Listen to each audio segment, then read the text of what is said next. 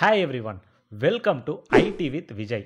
இன்னைக்கு நம்ம என்ன பார்க்க போகிறோம்னா, 12th முடித்த உடனே நம்ம ஒரு காலேஜை எப்படி சூஸ் பண்ணோம், அதுக்கு என்னென்ன க்ரைட்டீரியாலாம் பார்க்கணும் அப்படிங்கிறத பற்றி தான் இந்த வீடியோவில் நம்ம பார்க்க போகிறோம். வாங்க வீடியோக்குள்ளே போகலாம்.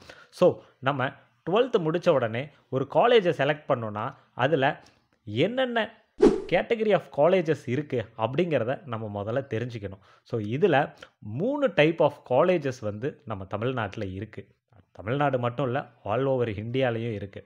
ஓகே, ஸோ என்னென்ன 3 டைப் ஆஃப் காலேஜஸ் இருக்குது? First universities, second autonomous colleges, third normal colleges like engineering or arts. So எதா வேணால் இருக்கட்டும். ஓகே, இப்போ இது 3க்கும் நமக்கு வித்தியாசம் தெரியணும். இந்த 3க்கும் என்னென்ன டிஃப்ரென்ஸ் இருக்குது அப்படின்னு பார்த்தோன்னா, ஃபஸ்ட்டு யூனிவர்சிட்டிஸ். ஸோ இந்த யூனிவர்சிட்டிஸ்னால் யார், இவங்க என்ன பண்ணுவாங்க அப்படின்னு பார்த்தீங்கன்னா, ஸோ தமிழ்நாட்டில் மொத்தமாக 68 யூனிவர்சிட்டிஸ் இருக்குது. இது எல்லாமே அக்ராஸ் தமிழ்நாடு லொக்கேட் ஆகிருக்கு. ஓகே, இந்த 68 யூனிவர்சிட்டிஸில் நீங்கள் வந்து லிஸ்ட் எடுத்து பார்த்தீங்கன்னா அரவுண்ட் ஒரு 10 ஆர் 12 யூனிவர்சிட்டிஸ் மட்டும் அவங்களுக்கு கீழே நிறைய காலேஜஸை வந்து கண்ட்ரோலில் வச்சுருப்பாங்க. ஓகே, அண்ட் இந்த யூனிவர்சிட்டிஸோட சிலபஸ்லாம் யார் ஃப்ரேம் பண்ணுவா அப்படின்னு பார்த்தோன்னா, அந்தந்த யூனிவர்சிட்டிஸே தான் சிலபஸ் ஃப்ரேம் பண்ணிக்குவாங்க. ஒவ்வொரு செமஸ்டருக்கும் கொஸ்டின் பேப்பர் யார் டிசைன் பண்ணுவா அப்படின்னு பார்த்தீங்கன்னா, இந்த யூனிவர்சிட்டிஸே தான் கொஸ்டின் பேப்பர் செட் பண்ணுவாங்க. ஓகே, இந்த ஆன்சர் ஷீட்ஸை யார் கரெக்ஷன் பண்ணுவா, அந்த யூனிவர்சிட்டிஸே தான் கரெக்ஷன் பண்ணுவாங்க. ஓகே, ஸோ யூனிவர்சிட்டிங்கிறவங்க ஃபுல் கண்ட்ரோலும் அவங்கக்கிட்ட இருக்கும். அவங்களால சிலபஸ் ஃப்ரேம் பண்ண முடியும், கொஸ்டின் பேப்பர்ஸ் க்ரியேட் பண்ண முடியும், அதே மாதிரி அந்த ஆன்சர் ஷீட்ஸையும் அவங்களாலே கரெக்ஷனும் பண்ணிக்க முடியும். ஸோ இதுதான் யூனிவர்சிட்டி. Second autonomous colleges. இந்த அட்டானமஸ் காலேஜஸ் எல்லாமே ஏதோ ஒரு யூனிவர்சிட்டிக்கு கீழே வர காலேஜஸ். பட் இவங்களுக்குன்னு குறிப்பிட்ட பவர்ஸ் இருக்கும். அதாவது இவங்களுக்கு பிடிச்ச சிலபஸை வந்து ஃப்ரேம் பண்ணிக்க முடியும். ஒவ்வொரு செமஸ்டர்லேயும் அந்த காலேஜ் ஸ்டூடெண்ட்ஸ் என்னென்ன சிலபஸ் படிக்கணும், என்னென்ன சப்ஜெக்ட்ஸ் படிக்கணும் அப்படிங்கிறத இவங்களே ஃப்ரேம் பண்ணிக்குவாங்க. இவங்களால் கொஸ்டின் பேப்பர்ஸும் செட் பண்ணிக்க முடியும். ஆன்சர் ஷீட்ஸுமே இவங்களோட காலேஜ்குள்ளேயே இவங்களால் கரெக்ஷன் பண்ணிக்க முடியும். ஆனால் இவங்களோட அந்த ஸ்டாஃபே, இப்போ ஒரு எக்ஸாம்பிளுக்கு ஒரு சப்ஜெக்ட் இருக்குது, அந்த சப்ஜெக்ட் ஸ்டாஃபே அந்த பேப்பர் கரெக்ட் பண்ணுவாங்கன்னா கரெக்ட் பண்ண மாட்டாங்க. அதுக்காக மற்ற காலேஜஸ்லேருந்து ஸ்டாஃபை கூட்டிகிட்டு வந்து அவங்கள வச்சு பேப்பர் கரெக்ஷன்ஸ் பண்ணுவாங்க. ஸோ இதுதான் அட்டானமஸ் காலேஜஸ். ஸோ நார்மல் காலேஜஸ்னால் என்ன, அந்த யூனிவர்சிட்டிக்கு அண்டர் கண்ட்ரோலில் வர காலேஜஸ் தான் ரெஸ்ட் ஆஃப் த காலேஜஸ். இந்த நார்மல் காலேஜஸால் எந்த ஒரு சிலபஸும் ஃப்ரேம் பண்ண முடியாது, எந்த ஒரு கொஸ்டின் பேப்பரும் ஃப்ரேம் பண்ண முடியாது, எந்த ஒரு ஆன்சர் ஷீட்டையும் கரெக்ட் பண்ண முடியாது. இது எல்லாமே அந்த காலேஜ் எந்த யூனிவர்சிட்டிக்கு கீழே வருதோ அந்த யூனிவர்சிட்டி செட் பண்ணுறதை தான் இவங்க ஃபாலோ பண்ணணும். லைக் இப்போ அண்ணா யூனிவர்சிட்டி இருக்குது, அண்ணா யூனிவர்சிட்டிக்கு கீழே ஒரு காலேஜ் இருக்குது, இன்ஜினியரிங் காலேஜ்னு வச்சுக்கலாம். அப்போ அந்த இன்ஜினியரிங் காலேஜால் தன்னிச்சையாக எந்த ஒரு முடிவும் எடுக்க முடியாது. சிலபஸ் ஃப்ரேம் பண்ணுறத அண்ணா யூனிவர்சிட்டி அந்த சிலபஸை இவங்களுக்கு ஷேர் பண்ணுவாங்க. கொஸ்டின் பேப்பர்ஸ் க்ரியேட் பண்ணுறது, செட் பண்ணுறது எல்லாமே அண்ணா யூனிவர்சிட்டி. அவங்க அந்த கொஸ்டின் பேப்பர்ஸை இந்த காலேஜஸுக்கு ஷேர் பண்ணுவாங்க. ஆன்சர் ஷீட் கரெக்ஷனுமே கூட நம்ம 12th எக்ஸாமில் எப்படி ஆன்சர் ஷீட் கரெக்ஷன் நடக்குது, ஸோ அதே மாதிரி தான் ஒன்ஸ் ஸ்டூடெண்ட்ஸ் வந்து ஆன்சரை எழுதிட்டாங்கன்னா அந்த பேப்பர்ஸை வந்து வேறு காலேஜஸுக்கு அனுப்பி அங்கே கரெக்ஷன் பண்ணி ஸோ அது வந்து திரும்பி இந்த காலேஜுக்கு எடுத்துகிட்டு வருவாங்க. ஸோ இதுதான் 3 டைப் ஆஃப் காலேஜஸ். ஓகே, காலேஜஸை பற்றி நமக்கு தெரிஞ்சிருச்சு.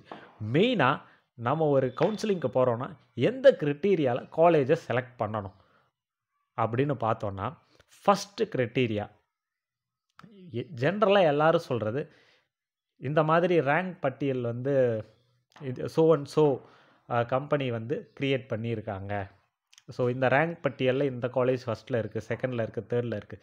தயவு செஞ்சு அதை கண்மூடித்தனமாக பார்க்காதீங்க, அதை கண்மூடித்தனமாக நம்பாதீங்க. அதே மாதிரி நிறைய ஏஜென்ட்ஸ் இருக்காங்க, இந்த காலேஜ் ரொம்ப நல்ல காலேஜ், இங்கே சேருங்க அப்படின்ட்டு சொல்லுவாங்க. அதையும் யாரும் தயவு செஞ்சு நம்பாதீங்க. நீங்கள் ரிசர்ச் பண்ணுங்கள். ஒரு காலேஜ் எடுத்தால் அந்த காலேஜில் என்னென்ன நீங்கள் எதிர்பார்ப்பீங்க. ஜென்ரலாக நான் ஒரு காலேஜ் எடுக்கும்போது நான் என்னென்ன எதிர்பார்ப்பேன் அப்படிங்கிறத தான் நான் உங்களுக்கு சொல்ல போகிறேன். ஸோ ஃபஸ்ட்டு திங், அந்த காலேஜில் பிளேஸ்மெண்ட் இருக்கா அப்படிங்கிறத தான் நான் ஃபஸ்ட்டு செக் பண்ணுவேன். ஏன் பிளேஸ்மெண்ட் இருக்கா அப்படின்னு செக் பண்ணுறேன்னா, கரண்ட்டாக நிறைய ஃப்ரெஷர்ஸ் வந்து வெளியே வேலை இல்லாமல் ரொம்ப கஷ்டப்படுறாங்க. அப்போ நம்ம காலேஜ் முடிக்கும்போது நமக்கு கையில் ஒரு வேலை வேணும். ஓகே, இதை நான் எப்படி கண்டுபிடிக்கிறது அப்படின்னு பார்த்தீங்கன்னா, கண்டிப்பாக நமக்கு கவுன்சிலிங்க்கு போகிறதுக்கு முன்னாடி ஒவ்வொரு காலேஜஸ்லேயும் எவ்வளவு சீட்ஸ் அவைலபிளாக இருக்குது அப்படிங்கிறத நம்மளால் பார்க்க முடியும். அப்போ நம்ம அதில் ஒரு 5 ஆர் 10 காலேஜஸை சூஸ் பண்ணிக்கலாம். சூஸ் பண்ணிவிட்டு அந்த காலேஜோட அஃபிஷியல் வெப்சைட்டுக்கு போயிடலாம். ஃபார் அன் எக்ஸாம்பிள், நான் படித்தது இந்த கற்பகம் காலேஜ் ஆஃப் இன்ஜினியரிங்கில் தான் நான் படித்தேன். நீங்கள் இங்கே போய் சேருங்க அப்படின்னு நான் எந்த ஒரு ரெக்கமெண்டேஷனும் கொடுக்கல. நான் ஜஸ்ட் உங்களுக்கு ஒரு விளக்கம் கொடுக்குறேன், எப்படி டீட்டெயில்ஸை வந்து கேதர் பண்ணுறது அப்படின்ட்டு. ஸோ இந்த கற்பகம் காலேஜ் ஆஃப் இன்ஜினியரிங் வந்து ஒரு அட்டானமஸ் காலேஜ்.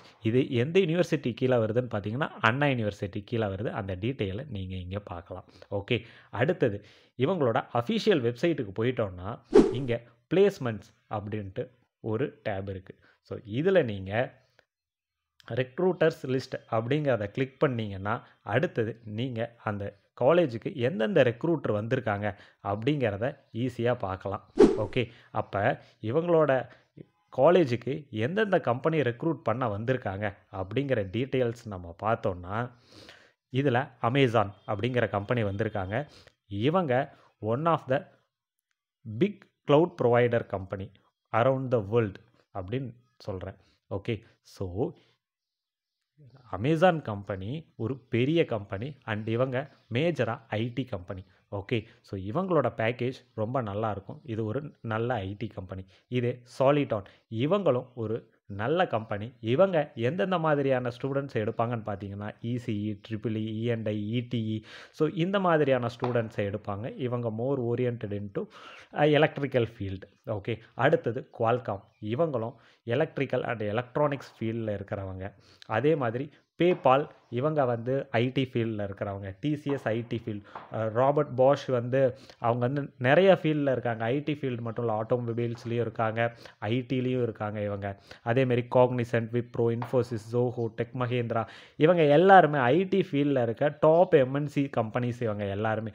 அப்போ இந்த மாதிரியான கம்பெனிஸ் வந்தால் கண்டிப்பாக அங்கே ஐடி டிபார்ட்மெண்ட்டோட பிளேஸ்மெண்ட் ரொம்ப நல்லாயிருக்கும். அது மட்டும் இல்லாமல் இசிஇ, ட்ரிபிள்இ, இஎன்ஐ, இடி இந்த டிபார்ட்மெண்ட்ஸோட பிளேஸ்மெண்ட்டும் நல்லாயிருக்கும். ஏன்னா அது ரிலேட்டடான கம்பெனிஸையும் கூப்பிட்டு வராங்க. அது மட்டுமா அப்படின்னு பார்த்தோன்னா கிடையாது, இவங்க ஆட்டோமொபைல் கம்பெனிஸும் கூப்பிட்டு வராங்க. லைக் அசோக் லைலாண்ட் வந்து இவங்க கூட்டிகிட்டு வந்துட்டு இருக்காங்க. அதேமாரி சிஆர்ஐ பம்ப்ஸ், ஸோ அவங்க வராங்க. அது மட்டும் இல்லாமல் டாடா இஎல்எக்ஸ்ஐ வந்து நிறைய டொமைன்ஸில் இருக்காங்க. லைக் ஐடியில் இருக்காங்க, இஎன்ஐ, இடி, எலக்ட்ரிக்கல் அண்ட் எலக்ட்ரானிக்ஸ்லேயும் இருக்காங்க, ஆட்டோமொபைல் செக்டார்லேயும் இவங்க இருக்காங்க. ஸோ ஓவராலாக பார்த்தோன்னா இவங்களோட ரெக்ரூட்மெண்ட் கம்பெனிஸ் பார்த்தோன்னா இவங்க மேஜர் ஆஃப் த திங்ஸை வந்து கவர் பண்ணுறாங்க. Like IT, CS, ECE, triple E, ENI, ETE, then mechanical, automobile. So இவங்க இந்த எல்லா டிபார்ட்மெண்ட்ஸையுமே கவர் பண்ணுறாங்க. ஸோ அதை பேஸ் பண்ணி தான் இவங்க கம்பெனிஸும் கூப்பிட்டு வராங்க. அப்படி பார்க்கும்போது நமக்கு ஒரு கிளாரிட்டி கிடைக்குது, என்ன மாதிரியான கம்பெனிஸ் இவங்க கூப்பிட்டு வராங்க, இந்த காலேஜில் நம்ம எந்த டிபார்ட்மெண்ட் எடுத்தால் நம்மளால் ஈஸியாக ப்ளேஸ் ஆக முடியும் அப்படின்ட்டு. அடுத்தது ஒரு சின்னதாக ஒரு ஸ்டாட்டிஸ்டிக்ஸ் பார்க்கலாம். அதாவது நான் பாஸ்ட் அவுட் ஆனது 2017, அந்த டேட்டா இங்கே இல்லை. பட் என்னோடய டைம்லேயே அரவுண்டு 100 கம்பெனிஸ் பக்கம் வந்து இவங்க ரெக்ரூட்மெண்ட்டு கூப்பிட்டு வந்தாங்க. பட் 2020 இவங்க அஃபிஷியல் வெப்சைட்டில் வந்து எவ்வளோ கம்பெனிஸை கூப்பிட்டு வந்திருக்காங்க அப்படிங்கிற டேட்டா இருக்குது. லைக் 2020 150க்கு மேலே, 2021 150க்கு மேலே, 2022 நியர் 200 அண்ட் 2023 200 கம்பெனிஸ் கூப்பிட்டு வந்திருக்காங்க. 2024 ஆல்ரெடி 200 கம்பெனிஸை கிராஸ் பண்ணி இவங்க வந்து பிளேஸ்மெண்ட்ஸ் வந்து பண்ணிகிட்டு இருக்காங்க. ஓகேப்பா, இந்த டீட்டெயிலாம் நான் வெப்சைட்லேருந்து எடுத்துட்டேன். அப்போ இந்த வெப்சைட்டில் இருக்க டீட்டெயில் எல்லாம் 100% ரிலையபிளான டீட்டெயிலா, 100% என்னால் நம்ப முடியுமா இந்த டீட்டெயிலை அப்படின்னு தானே கேட்குறீங்க. கண்டிப்பாக யாராலையும் 100% இந்த டீட்டெயிலை நம்ப முடியாது, நம்பவும் மாட்டாங்க. அப்போ நம்ம என்னப்பா பண்ணலாம் அப்படின்னா, இந்த காலேஜை பற்றின ரிவ்யூ கேட்கணும். யாருக்கிட்ட போய் கேட்கலாம்? அங்கே ஒர்க் பண்ணுற ப்ரொஃபஸர்கிட்ட கேட்கலாமா? ஓகே, அவங்க வந்து 50% உண்மையை சொல்லலாம், 50% போய் கூட சொல்லலாம், ரைட்டா? அப்போ வேறு யார்கிட்ட கேட்குறது? ஏஜென்ட்ஸ்லாம் நிறைய பேர் இருக்காங்க, அவங்கக்கிட்ட கேட்கலாமா? அவங்களும் அதே மாதிரி தான், 50% உண்மையை சொல்லலாம், 50% போய் சொல்லலாம். அப்போ யாருக்கிட்ட தான் கேட்கலாம் இந்த டீட்டெயிலெலாம் அப்படின்னு கேட்டிங்கன்னா, நீங்கள் அங்கே படித்த ஸ்டூடெண்ட்ஸுக்கிட்ட தான் கேட்கணும். ஸ்டூடெண்ட்ஸா அவங்கள எங்கப்பா நான் போய் தொலைவுறது அப்படி தானே கேட்குறீங்க. அப்போ நீங்கள் போய் எங்கேயுமே தொலைவணுங்கிற அவசியம் கிடையாது. ஓகே. லிங்க்டின் அப்படின்ட்டு ஒரு சோஷியல் மீடியா பிளாட்ஃபார்ம் இருக்குது. அந்த லிங்க்டின் பிளாட்ஃபார்மில் ஒரு அக்கௌண்ட் சைன்இன் பண்ணிக்கோங்க. ஆரம்பித்து சைன்இன் பண்ணிட்டீங்கன்னா அங்கே போயிட்டு நீங்கள் கற்பகம் காலேஜ் ஆஃப் இன்ஜினியரிங் அப்படின்னு சர்ச் பண்ணிங்கன்னா அந்த கற்பகம் காலேஜில் படித்த ஸ்டூடெண்ட்ஸோட லிஸ்ட் உங்களுக்கு வந்து சர்ச்சில் ஷோ ஆகும். அப்படி ஷோ ஆகும்போது அந்த காலேஜில் படித்தவங்க இப்போ எந்தெந்த கம்பெனிஸ்லாம் ஒர்க் பண்ணுறாங்க அப்படிங்கிற டீட்டெயிலும் உங்களுக்கு அதில் வரும்.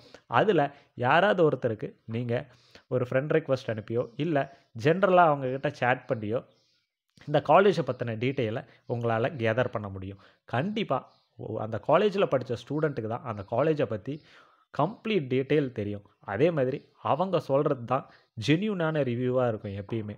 ஸோ நீங்கள் அந்த மாதிரி ஒரு ஸ்டூடெண்ட்டை கண்டுபிடிச்சி அவங்கக்கிட்ட நீங்கள் இந்த டீட்டெயிலை விசாரிக்கும் போது அவங்க அந்த காலேஜ் எப்படிப்பட்ட காலேஜ், அங்கே இந்த பிளேஸ்மெண்ட்டுக்காக ஏதாவது ஸ்பெசிஃபிக் ட்ரைனிங்ஸ் தராங்களா இல்லையா அப்படிங்கிற டீட்டெயில் எல்லாமே உங்களுக்கு ஈஸியாக கிடைக்கும். அந்த டீட்டெயிலை நீங்கள் கேதர் பண்ணிங்கன்னா உங்களுக்கு எந்த காலேஜில் எந்த டிபார்ட்மெண்ட் எடுத்தால் உங்களோட லைஃப் நல்லா இருக்கும் அப்படிங்கிறத உங்களால் ஈஸியாக டிசைட் பண்ண முடியும். இந்த மாதிரி நீங்கள் வந்து ஒரு காலேஜை சூஸ் பண்ணிங்கன்னா அது உங்கள் ஃப்யூச்சருக்கு ரொம்பவே ஹெல்ப்ஃபுல்லாக இருக்கும். இந்த வீடியோ உங்களுக்கு ஹெல்ப்ஃபுல்லாக இருக்கும் அப்படின்னு நான் நம்புகிறேன்.